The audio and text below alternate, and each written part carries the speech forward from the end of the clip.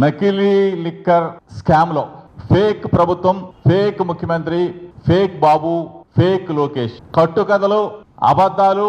ఒక్కసారి మీడియా మిత్రుల సమక్షంలో చంద్రబాబుకి, లోకేష్ కి కొన్ని ప్రశ్నలు మీ ద్వారా అడుగుతా ఉన్నా.